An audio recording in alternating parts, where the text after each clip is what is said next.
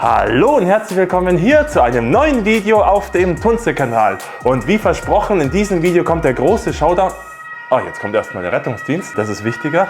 Hallo und herzlich willkommen hier zu einem neuen Video auf dem Tunze-Kanal. Das Video wird jetzt wirklich das Schmuckstück. Wir zeigen euch in diesem Video, wie wir hier in Glorias Aquarium endlich mit der Technik weitermachen. Nämlich hier gibt es jetzt einen neuen Abschäumer, hier gibt es eine neue Rückförderpumpe. Und für alle von euch, die jetzt anfangen, wir versuchen euch das mundgerecht so zusammenzubauen, dass ihr auch mitgenommen und abgeholt werdet, was da unten so ein bisschen nötig ist, wenn man ein 450 Liter Aquarium mit Premium-Technik ausstattet. Und in diesem Sinne, los geht's zu diesem coolen Video.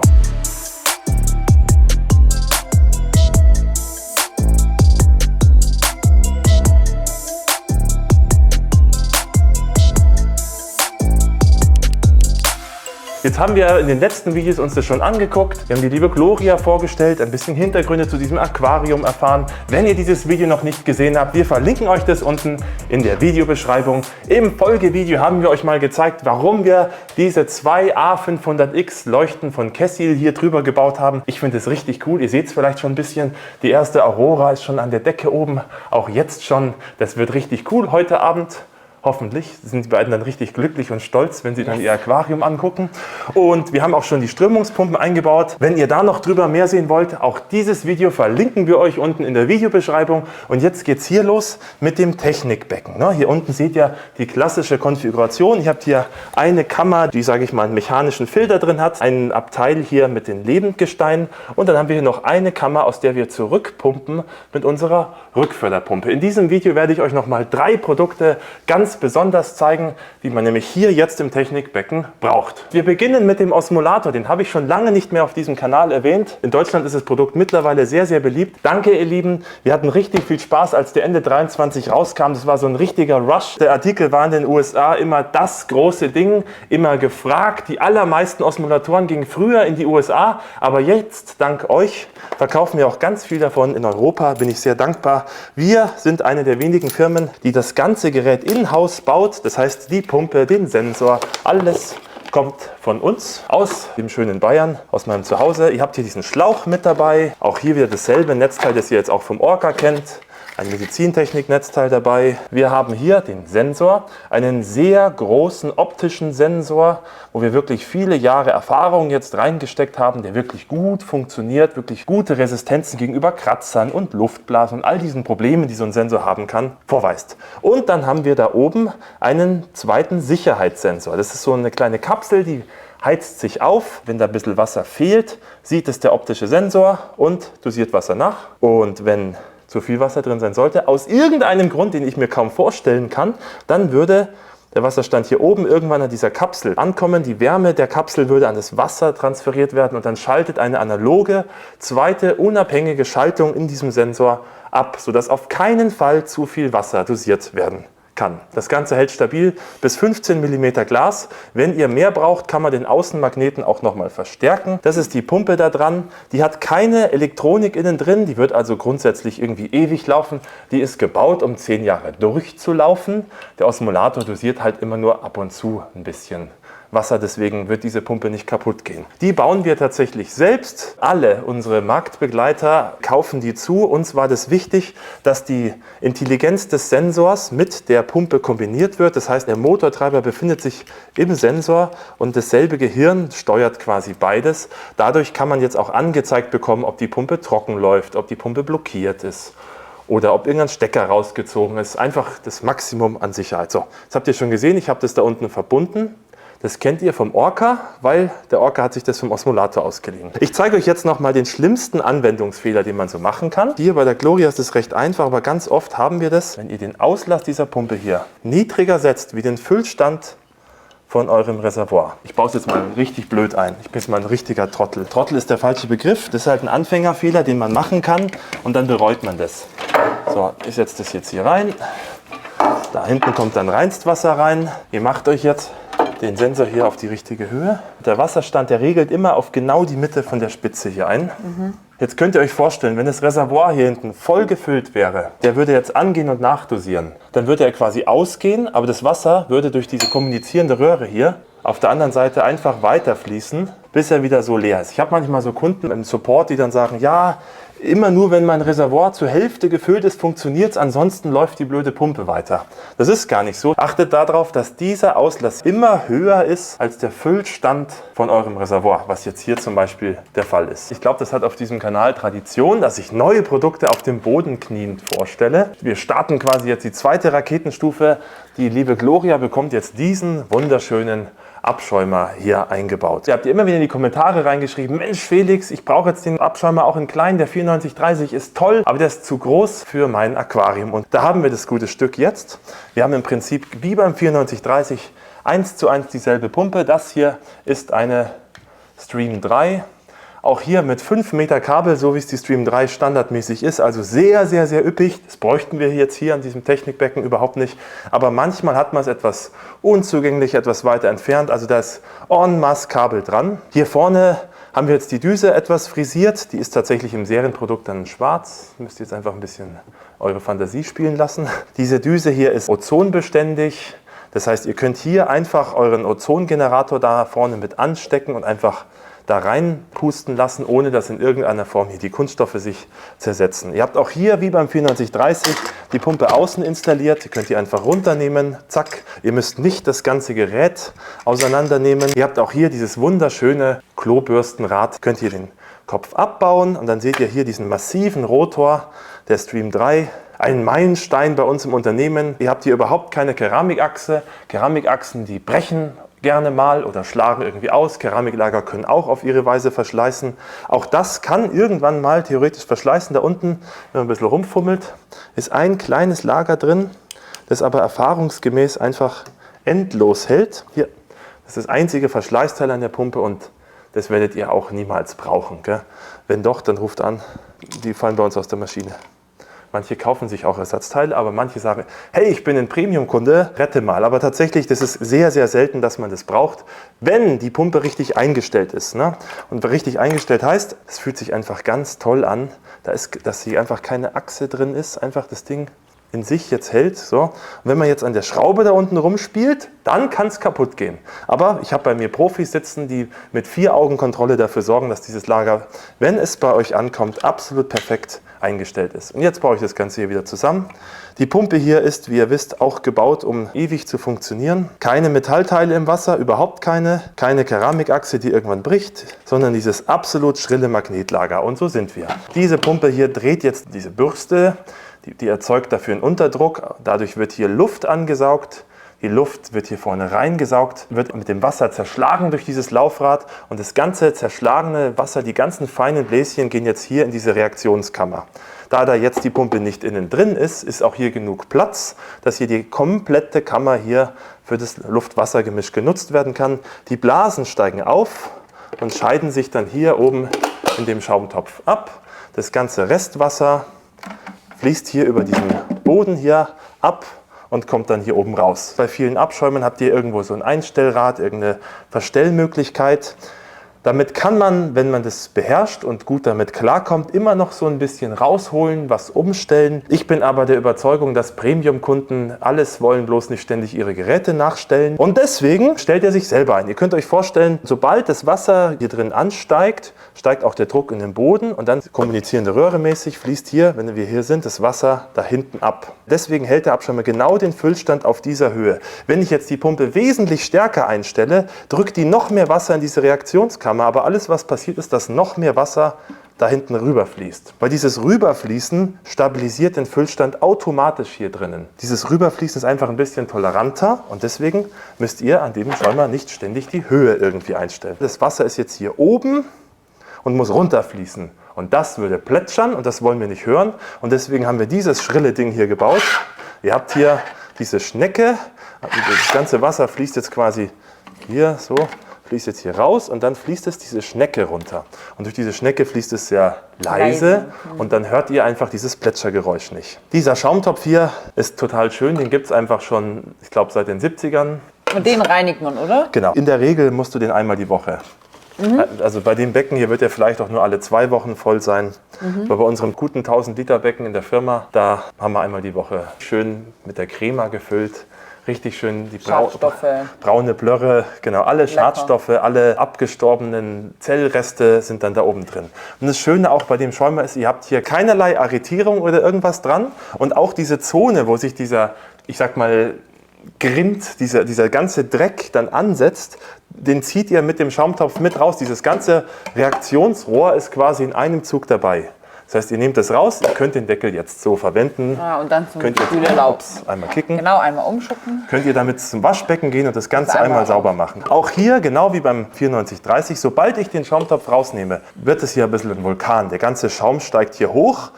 Und dann kommen wir an diesen Rand hier und da seht ihr, da saugt er ja eigentlich seine Luft ein. Hier zieht er jetzt diese Blasen, diesen Schaum an und dann macht er so und dann wird hier alles ein bisschen nass und dann wird diese Stelle hier gereinigt. Das ist die Stelle, die irgendwann mal verdreckt. Da, wo nämlich normalerweise die Luft und das Wasser zusammenkommen und kristallisieren alle möglichen Mineralien in dem Meerwasser aus und da kalkt es irgendwann mal zu, sage ich mal, das salzt es dann irgendwann zu. Und damit es möglichst selten gereinigt werden muss, haben wir das so gebaut, in dem Moment, wo ihr den Schaumtopf runternehmt, zieht er sich den Schaum einmal hier selber durch und wässert quasi diese Zone hier und bei reinigt sich selber. Genau.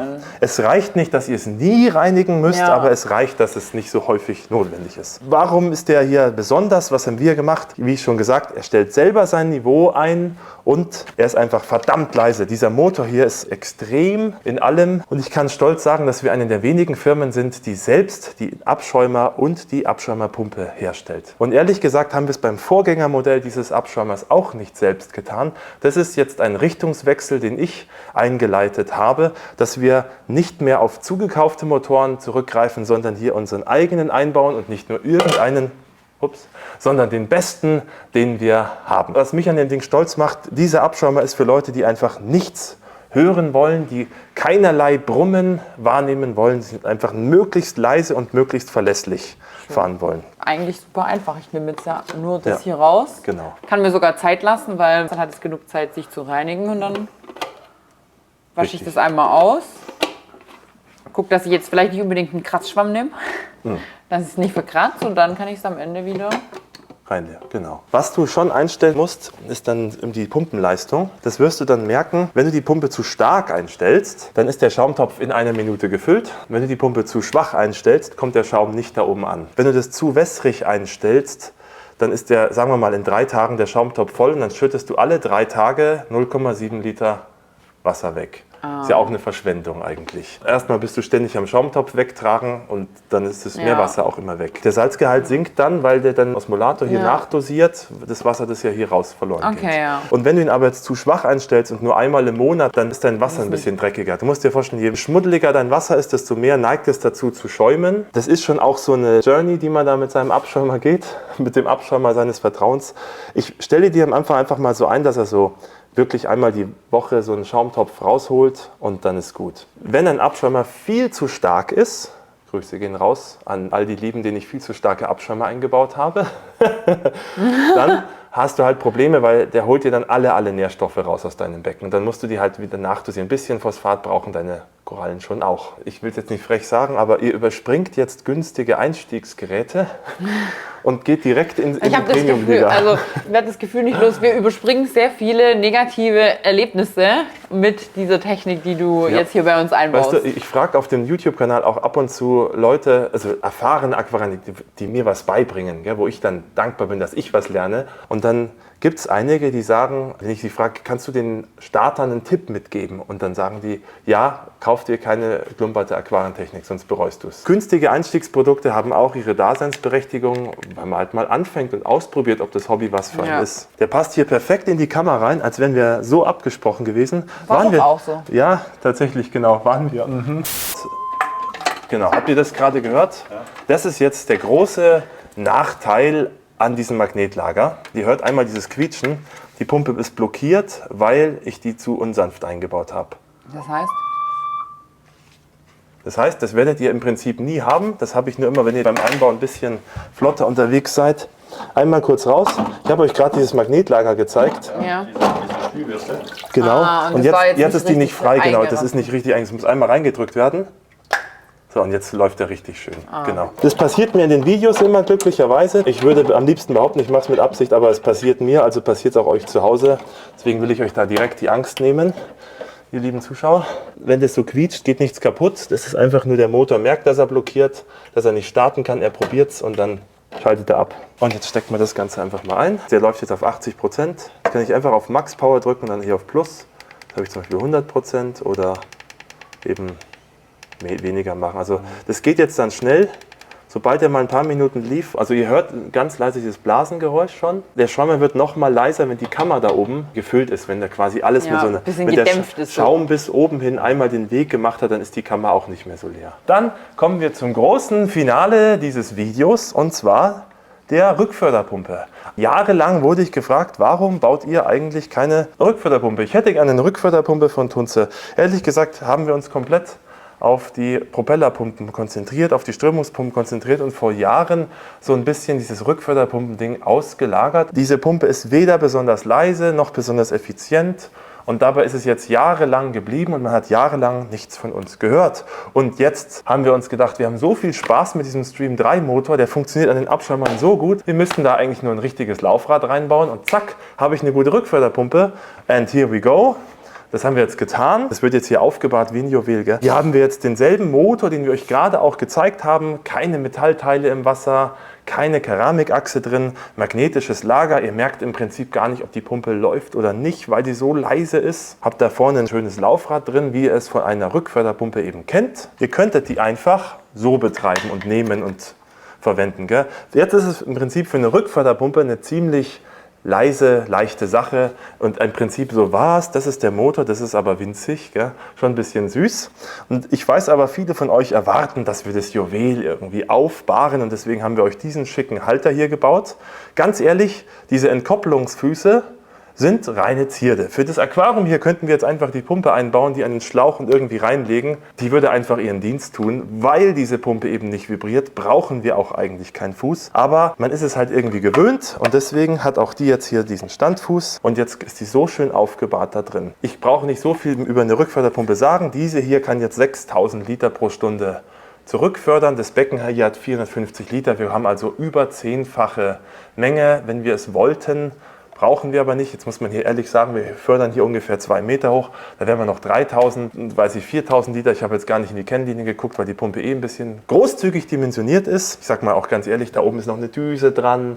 Der Rohrdurchmesser ist jetzt nicht riesengroß. Da kommt auf jeden Fall noch an, dass dieses Becken mindestens 4-5 Mal die Stunde umgewälzt wird. Und damit wird auch wirklich sichergestellt, dass das ganze Wasser, das wir oben im Hauptbecken haben, schön durch unsere Technik durchfließt. Okay? Auch hier habt ihr 5 Meter Kabel dran und auch denselben Controller im selben Ökosystem. Der Unterschied ist hier, die Pumpe kann jetzt richtig Zug an die Kette bringen. Das Netzteil hier hat jetzt 70 Watt, weil die Pumpe eine insgesamte Systemleistung von 60 Watt an die Kette zieht.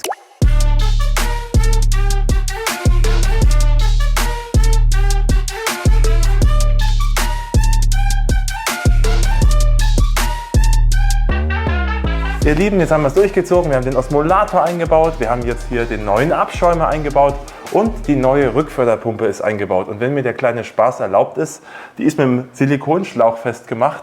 Ich weiß noch, das war früher immer notwendig, weil Rückförderpumpen so laut waren, dass die entkoppelt sind. Hier ist es einfach nur noch wieder, weil man es halt so macht im Meerwasseraquarium, gell? Aber nicht mehr wegen der notwendigen Entkopplung. Gell? Die Pumpe ist drin, ich finde es total schön. Zweimal in einem Technikbecken die Stream 3 in so einem Sondereinsatz zu sehen, macht mich persönlich sehr, sehr stolz. Ich hoffe, dieses Video hat euch gefallen. Ich bin super dankbar, dass die liebe Gloria mich jetzt ihre Leinwand hat ein bisschen bemalen lassen, genau. Ich bin dankbar für die tolle Technik.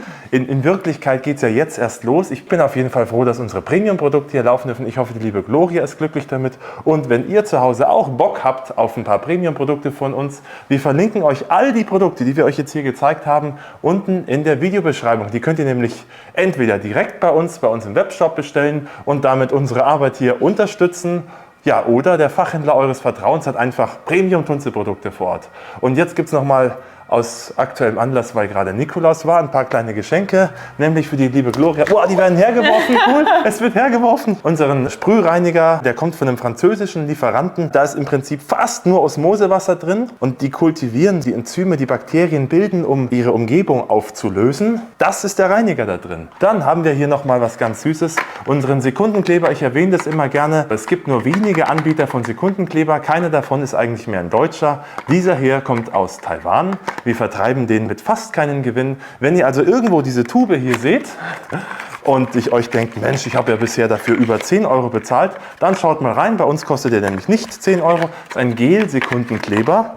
Der ist auch ganz praktisch, gerade wenn man loslegt und ein paar Korallen irgendwo reinklebt, dann will man sowas haben, bis die Korallen festwachsen, hält der Sekundenkleber und ist dann auch gut im Aquarium. Dann auch das hier, dieselbe Firma, hey, jetzt sind wir schon ein eingespieltes Team, oder? Das sind eigentlich Bakterien für die intensive Aquakultur, um richtig, richtig heftig belastete Becken sauber zu kriegen. Und das ist natürlich auch richtig cool für eure Aquarien zu Hause. Tatsächlich ist ein Side-Effekt davon, dass ihr Aquarienscheibe nicht mehr so oft putzen müsst. Wenn ihr schon eingefahrene Becken habt, dann habt ihr sowieso eine Top-Biologie. Ansonsten hier eine schöne Bakterienmischung. Zur Ruhe gelegte, auch hier muss ich nochmal sagen, viele unserer Marktbegleiter, die vercheckern euch so in Flüssigkeit. Und hier habt ihr einfach ein konzentriertes Pulver drin, das ist auch egal, wo ihr richtig viele Bakterien im Schlummerschlaf habt. Kaum kippt ihr das rein, dauert ungefähr einen Tag, dann sind die wieder am Leben und fangen das Schadstoffe abbauen an. Gell? Und jetzt zum Thema Innenreinigen. Unser Care Magnet, der beste Scheibenreiniger auf der Welt. Wir haben euch auch dazu mal ein eigenes YouTube-Video erstellt.